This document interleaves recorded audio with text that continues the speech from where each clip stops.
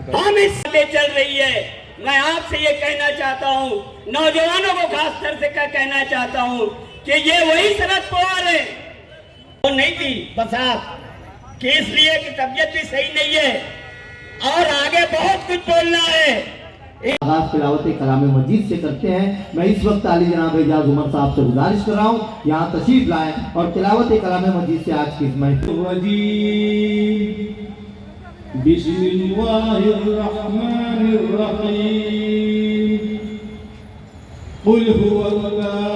आप डाइट पर तशरीफ लाएं, मसनद सदारत पर जलवा अफरोज हो, फिर उसके बाद ये प्रोग्राम का आगाज किया जाएगा। मैं इस उम्मीद पर आसिफ शेख साहब के नाम नामी इसमें ग्रामी को आज की इस बज़्म की सदारत के लिए पेश कर रहा हूँ कि मेरा कोई साथी मेरी इस बात की तारीफ करे। अभी अभी सदारत के लिए जिनका नाम पेश किया गया है, मैं उनकी पुरजोर अल्फाज में तायद और हिमायत करता हूँ और सदर साहब से इजाज़त चाहता हूँ कि प्रोग्राम को शुरू करने की इजाज़त दें। आज हमारे दरमियान में महाराष्ट्र प्रदेश के युवा अध्यक्ष जनाब महबूब शेख साहब और उनके साथी पिछले 13 दिन से महाराष्ट्र के दौरे के ऊपर चल रहे हैं।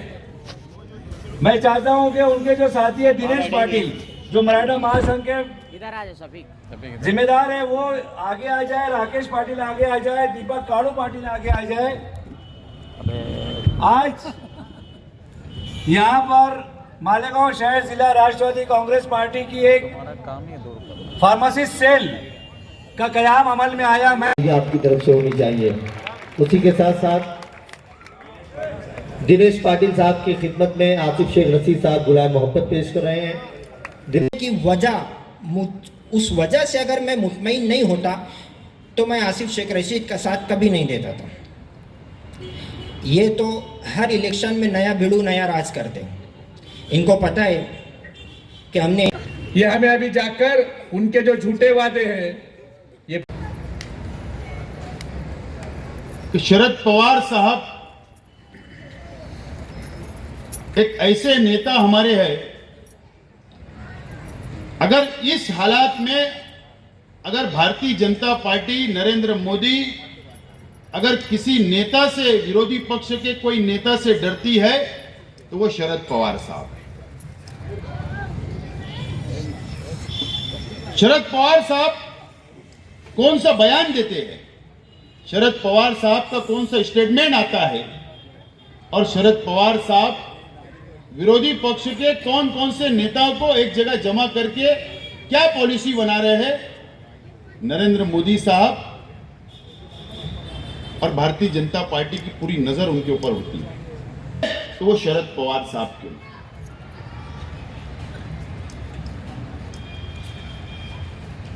कांग्रेस पार्टी के अंदर मैं था और हमारे तमाम ही साथी, हम लोग कांग्रेस पार्टी के अंदर थे। हमने कांग्रेस पार्टी के विचारधारा को बहुत साल हमने गुजारा। हालात बदलते गए सियासी,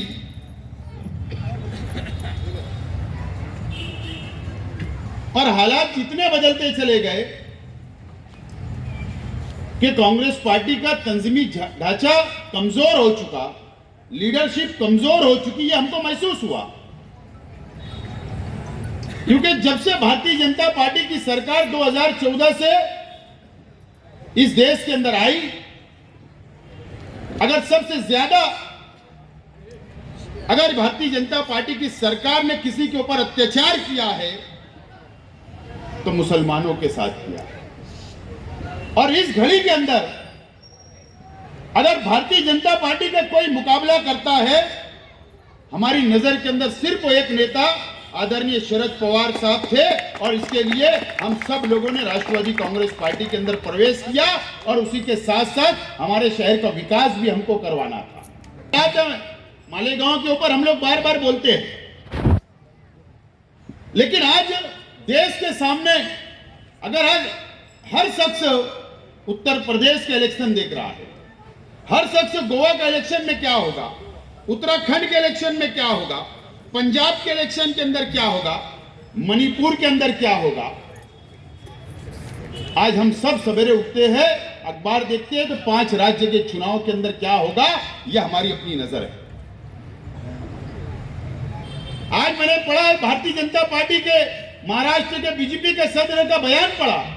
उन्होंने कहा कि 5 राज्य के चुनाव के नतीजे के बाद महाराष्ट्र की सरकार गिर जाएगी। इतना विश्वास क्यों है, यह हमको सोचने की जरूरत है। वो तो झूठ बोल रहे हैं, लेकिन विश्वास इसके लिए है कि हिंदुस्तान का सबसे बड़ा राज्य, हिंदुस्तान की सबसे बड़े स्टेट जो उत्तर प्रदेश का चुनाव हो रहा, जहां पर पार्लियामेंट की 80 सीटें चुनकर आती है, वहां पर योगी बैठे हैं, वहां पर भारतीय जनता पार्टी की सरकार 5 साल चली। और जब उत्तर प्रदेश की आवाम नाराज हो गई, वहां के शेतकरी, हिंदू, मुसलमान, सिख, ईसाई, दलित भाई सब जब नाराज हो गए, ये लगने लगा भारतीय जनता पार्टी को कि योगी की सरकार को जाना तय है, तो फिर हैदराबाद के पार्सल को उत्तर प्रदेश के अंदर बुलाया गया। वो पार्सल बुलाया गया और 100 सीटों के ऊपर चुनाव लड़ने की बात की गई। चुनाव सबका अधिकार है कि कोई कहीं भी जाकर इलेक्शन लड़ सकता है, इसके अंदर कोई दो बात नहीं है, लड़ सकता जरूर है, लेकिन कहां किसकी ताकत है, कहां किसको फायदा होगा, यह भी तो सोचने की जरूरत है।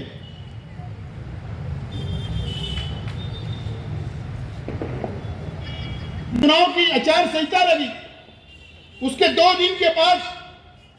दिन के बाद आजम खान साहब का लड़का जमानत पर रिहा हुआ और उसके बाद वहां का समीकरण चेंज होने लगा और यह आज जागने लगी कि आजम खान साहब की जमानत मिल जाएगी।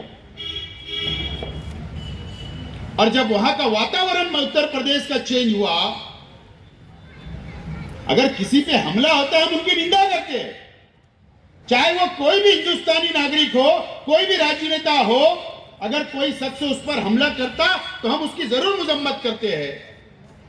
लेकिन जब लगने लगा भारतीय जनता पार्टी को और हैदराबाद के पार्सल को कि योगी का तो जाना तय नजर आ रहा है, तो फिर मैच फिक्स की गई। हमला होता है, कहां होता है? अगर हमला करने वाला को अगर हमला ही करना है तो सीधे तुम्हारी छाती पे वार करेगा, अगर किसी को हमला ही करना है तो चेहरे पर वार करेगा। समझ में यह बात नहीं आई कि हमला भी इतना प्री प्लान था, ऐसा मुझको लगता है, शक है। ये गाड़ी के दरवाजे के नीचे, ये बोला तो नहीं गया कि गाड़ी के नीचे दरवाजे पे गोली चलाना तो मैं दोनों पैर उठाकर सीट पर बैठ जाऊंगा ताकि गोली भी न लगे। कुछ ऐसा ही मंजर नजर आया। मैच खेला जा रहा है कि उत्तर प्रदेश की मुसलमान भड़क जाए और जज्बात में एमआईएम को वोट दे दे ताकि वोट का डिवाइडेशन हो जाए और योगी की हुकूमत बैठ जाए। इस तरीके का फिक्सिंग कहां नहीं किया गया। इससे पहले भी मैंने कहा, बंगाल हो, बिहार हो, अभी उत्तर प्रदेश हो, महाराष्ट्र हो, गुजरात हो, हर राज्य में जाकर सिर्फ मुसलमानों की वोट का डिवाइडेशन करना और भारतीय जनता पार्टी को फायदा पहुंचाने का काम इस देश के अंदर शुरू हुआ है। दोस्तों, चुनाव के अंदर भी आएंगे जो 2 साल से आए नहीं, 2 महीने का वादा करके गए, अब यहां पर भी वोट मांगने आएंगे। पार्लियामेंट के अंदर अमित शाह साहब उनसे गुजारिश कर रहे कि अवैसी साहब तुम सिक्योरिटी ले लो। अमित शाह साहब, हमको पता है आपका फिक्स है, मैच आपने फिक्स किया हुआ है, अगर सिक्योरिटी देना है तो मुस्कान खान को सिक्योरिटी दो, सिक्योरिटी देना है तो ट्रिपल तलाक का बिल वापस लो, सिक्योरिटी देना है तो एनआरसी का बिल वापस लो। जो शख्स सिक्योरिटी लेना नहीं चाह रहा, आप गुजारिश कर रहे हो अगर आपको किसी को छुड़ाना है और सिक्योरिटी देना है तो आजम खान जो तुम्हारी आंख में आंख डालकर बात किया उसको रिहा करने की बात करो। तुमने तो पूरा नंगा नाच शुरू कर दिया। मुस्कान खान, तुमने तो ऐसे गिदड़ों को भेजा उसके सामने, वो शेरनी ने तो मुकाबला की और अल्लाह अकबर बोली है। मुकाबला की उसने, मैं उसके मां बाप को भी और उसको सलाम करता हूं।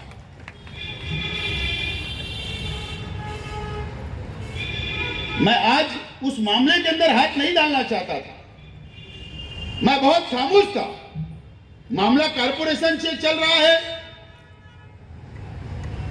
हमारी स्टूडेंट सेल भी उसके अंदर तहरीक में हिस्सा ली, महिलाओं ने भी हिस्सा ली, अलग अलग तंजीमें हिस्सा ले रही है, लेना भी चाहिए। मैं उसमें हाथ नहीं डालता। मैंने कहा असलम भाई को कि तुम जवाब दो, तुम कारपोरेशन के सभागार नेता हो। उन्होंने जवाब देने की भरपूर कोशिश की। मुझे बहुत अफसोस हो रहा है, बहुत अफसोस हो रहा है। यह मस्जिद और मीनारों का शहर, यह मुसलमानों की बस्ती, अगर कारपोरेशन ने अगर यह ऐलान कर दी कि उर्दू घर का नाम मुस्कान खान से रहेगा, तो क्या गुनाह कर दिया? क्या गुनाह हो गया जो सब मुखालफत पे उतर आए? एक दिन पहले मुस्कान खान की तारीफ की जा रही थी, एहतजाज किए जा रहे थे, और दूसरे दिन जैसे ही कारपोरेशन ने डिक्लेयर की कि उर्दू घर का नाम मुस्कान खान रहेगा, तो उसके खिलाफ में बोलने लगे। शर्म आना चाहिए। अगर किसी को हक था मुखालफत करने का तो बीजेपी को हक था, आरएसएस को हक था, लेकिन आज तक उन्होंने मालेगांव शहर के अंदर मुखालफत नहीं की, ना हिंदुस्तान के अंदर किसी ने की। मुखालफत अगर शुरू हुई तो मालेगांव शहर से शुरू हुई। यह ताज्जुब की बात है, सोचने का मुकाम है मालेगांव शहर की आवाम को। अखबारात के अंदर चर्चा 5-5 खबरें, यह शहर कहां जा रहा है। और मैं आज बोलता हूं, मुस्कान खान के अलावा अगर कोई हिंदू, मेरी बहन बेटी, अगर फिरका परस्तों के सामने अगर वो भी मुकाबला करेगी तो हम उसको भी सलाम करेंगे। मुस्कान खान की क्या बात है। लेकिन मुस्कान खान, वो लड़की एक स्टूडेंट है, अगर उसने मुकाबला करी, अगर मैं मेयर होता और मेरे पास इख्तियार होता तो मुस्कान खान ने 1 मरतबा अल्लाह अकबर बोला, 2 मरतबा अल्लाह अकबर बोला, 6 मरतबा अल्लाह अकबर वो फिरका परस्तों के सामने बोला। ये एक उर्दू घर क्या, 6 उर्दू घर हम उनके नाम रख सकते हैं। अगर नाम रखना है और नाम रखने का ऐलान हुआ है तो मेरा तो यह मानना है उसने अल्लाह अकबर बोली, इसके लिए हम नाम रख रहे हैं। जिसको मुखालफत करना है वो मुखालफत करे, और कितना दम है तो कारपोरेशन की महासभा के अंदर मुखालफत में वोट देकर बता दे। इनका चेहरा यह शहर देखेगा कि कितना घिनौना चेहरा है, कितना घिनौना चेहरा है, यह शहर देखेगा। बहुत अफसोस की बात है। निहाल अहमद साहब की वो बात याद आती है कि कौन से गांव में कौन भूखा, वो सच सामने हो रही, सच हो रही है। निहाल साहब ने कहा था स्प्रिंग मिल को क्या बना देंगे। सच बात सामने आ रही है, सच साबित हो रही है। कौन सी पार्टी किसकी लौंडी है वो भी सामने आ रही है बात। ये बातें सब जो निहाल अहमद साहब ने कही थी सामने धीरे धीरे आ रही है। मैं इससे पहले भी कहा, आज दोबारा बोल रहा हूं कि मजहब के नाम पर दोबारा इस शहर को इस्तेमाल करने की कोशिश मालेगांव शहर के अंदर की जा रही है।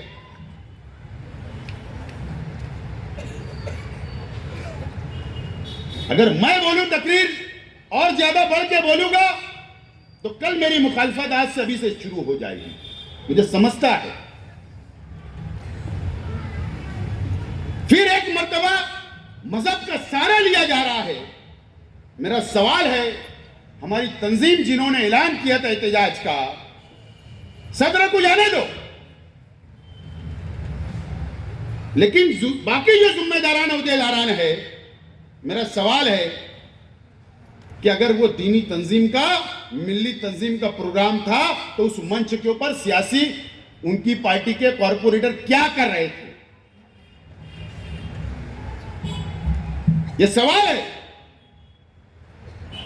वीडियो है यूट्यूब के ऊपर, आप जाओ तो तुम ये सियासत नहीं कर रहे थे तो क्या कर रहे थे?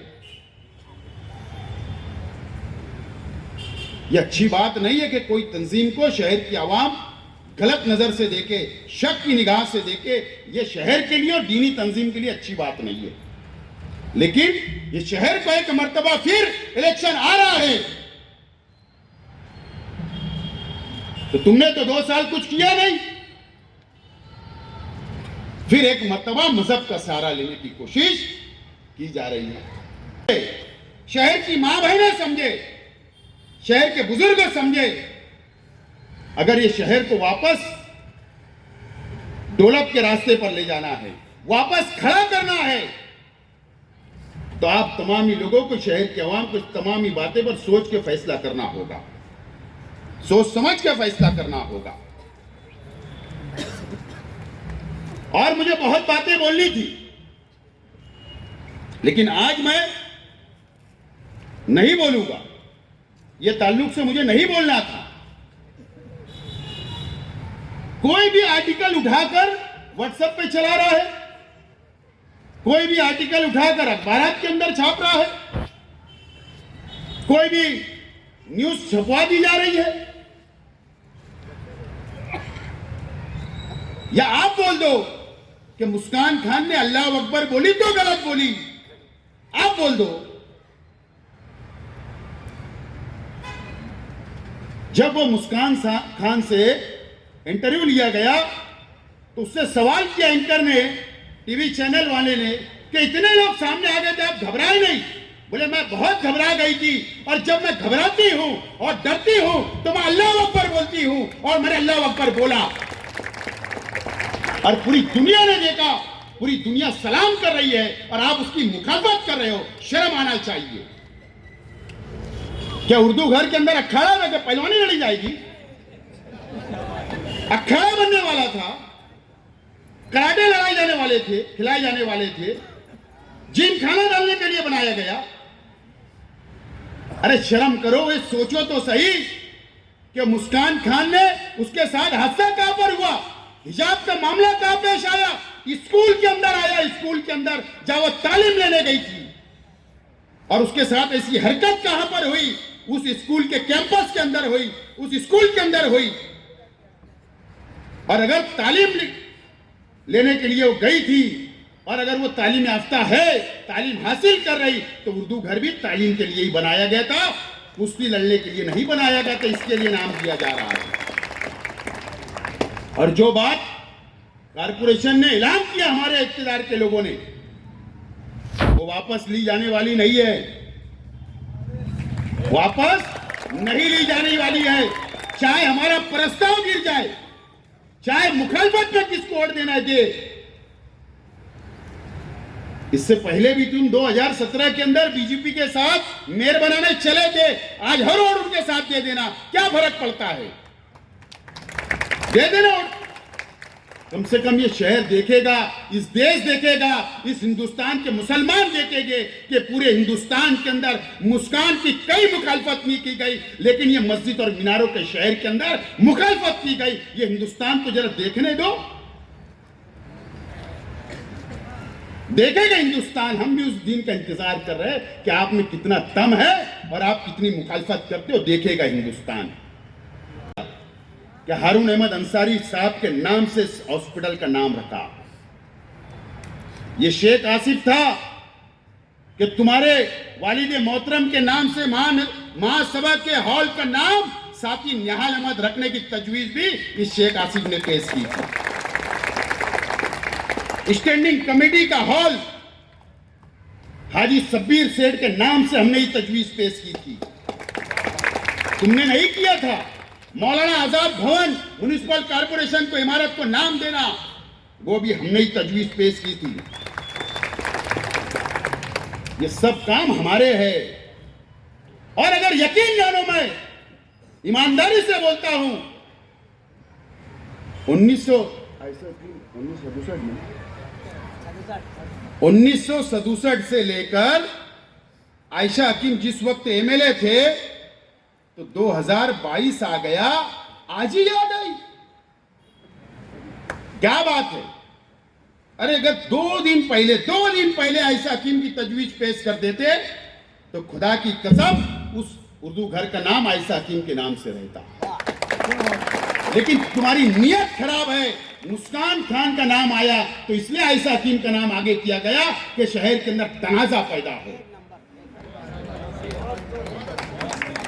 और तुमको फिक्र करने की जरूरत नहीं।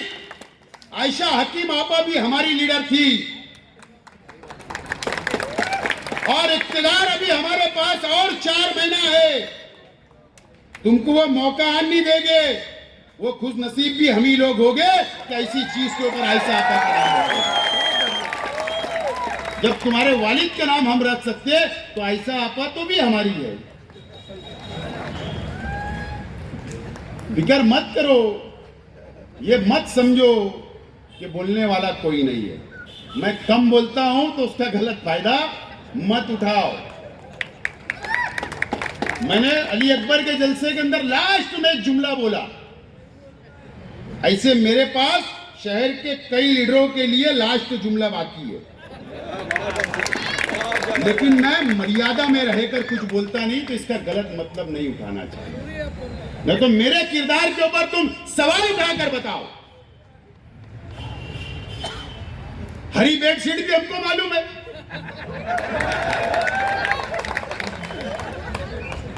हाईवे का पेट्रोल पंप भी हमको मालूम है। बहुत कुछ मालूम है मेरे को, लेकिन मैं नहीं बोलता। मर्यादा में रहकर तहजीब बरकरार रखते हुए शहर की बोलता हूं। तो इसका मतलब ये नहीं कि हमारी मुंह में जबान नहीं है। वक्त आने दो, बहुत कुछ मटेरियल बाहर लाऊंगा। बहुत मटेरियल है, अभी जरा वक्त का इंतजार करना पड़ेगा। वो पैजामा और नाड़ी वाली बात तो मालूम है आपको। अब उसके अंदर तो फेविकॉल लगा के लटक दिया गया। फेविकॉल वो एडवर्टाइज आती ना, टूटेगा नहीं। तो ये इतना फेविकॉल हाथ में लगा कर लटके है कि ये फेविकॉल टूटने वाला, डाली टूट जाएगी लेकिन वो रस्सी हाथ से नहीं छूटने वाली। ये तो देख रहे हैं आप लोग व्हाट्सएप के। लेकिन अभी हम लोग जरूर कारपोरेशन के चुनाव में एक एक गली, एक एक मोहल्ले के अंदर जाकर इनके काले करतूत हम बताएंगे। बहरहाल शहर की आवाम को, नौजवानों को बहुत सोच समझ के फैसला लेना है। बहुत माँ बहनों को बहुत सोच समझ के लेना है। और आप तमाम ही लोग ये अपनी गली मोहल्ले के अंदर ये देखना। मैं सारिक उस्मानी साहब आपसे, रईस उस्मानी साहब आपसे मेरी बात हुई, असलम भाई से बात हुई, शकील भाई, हम लोग बैठे थे 4 लोग कल। ये बात हुई कि बोले मजहबी माहौल बनाने की कोशिश की जा रही है। अच्छा है, अल्लाह रसूल की बात होगी, दीन की बात होगी तो बुराई क्या है? बिल्कुल हमारी हिमायत है। मैंने सुना एक जगह इज्तिमा हुआ। इज्तिमा हुआ, अच्छी बात है, होना चाहिए, दीन की बात होना चाहिए। लेकिन वहां पर कोई आपा ने, भैया तो कुछ बताते नहीं, वो नहीं थे आए, तो आप समझेंगे कि कोई दूसरे आप आते हैं। बोले आप है ना, उनके ही पार्टी के लोगों को चुन कर देना पड़ेगा, वो जो कैंडिडेट देंगे उनको ही वोट देना पड़ेगा, ऐसा बोल दिया आपने। मैं मालूमात दे रहा हूं कि कौन से मदरसे की आपत्ति। बिल्कुल इज्तिमा बड़ा होना चाहिए, लेकिन वहां पर दीन की बात होना चाहिए। लेकिन अगर सियासी बात होगी तो हम मदरसे वालों को खत लिखेंगे कि भाई ये रोकना चाहिए। हमारी भी माँ बहनें जाती, हमारी भी बेटियां जाती, हमारे भी बच्चे जाते। अगर ये बातें होगी तो ये मुनासिब नहीं है, ये शहर के लिए अच्छी बात नहीं है। ये शहर की इज्जत, ये शहर की बका सबसे पहले हमको अजीज है। तो ये तमामी बातें आप तमामी लोगों को अपने गली मोहल्ले के अंदर ध्यान देने की जरूरत है, इस्तेमाल ना हो। आज मैं कुछ ज्यादा ही बोल दिया, मैं इतना ज्यादा नहीं बोलता, लेकिन हमारे मीडिया के साथी, अखबारात के नुमाइंदे, ये तमाम ही लोगों को इस ताल्लुक से सोचना चाहिए कि हम कौन सी खबर छाप रहे हैं, कौन सी न्यूज हम छाप रहे हैं, क्या मैसेज बाहर जाएगा। मुझे बताओ, ये अखबारात के अंदर छप रहा, मीडिया में यह बात आ रही कि मुस्कान खान की मुखालफत की जा रही है नाम के ताल्लुक से। अगर ये बात बाहर चले गई, स्टेट लेवल पर, देश लेवल के ऊपर चली गई, तो क्या मैसेज जाएगा इस शहर का, मुझे बताओ, क्या मैसेज जाएगा। तो ये तमाम ही बातें उन लोगों को समझना चाहिए कि ठीक है ना, इलेक्शन आएगा, दो हाथ कर लेंगे, स्टेट लगा देना, लेकिन कम से कम इस मामले में तो एक रहो। अल्लाह अकबर बोलिए बच्ची ने, कोई दूसरा नारा नहीं लगाई, कम से कम उसका हिमायत कर दो। और अभी 3 साल हजरत के पास है, हुकूमत से फंड है 20 करोड़ का, उर्दू घर है, अरे उर्दू कल्चर सेंटर बनाकर जो नाम देना आप दे देना, हम भी हिमायत कर देंगे, तुम्हारा सत्कार कर देंगे। कम से कम इसकी तो मुखालफत मत करो।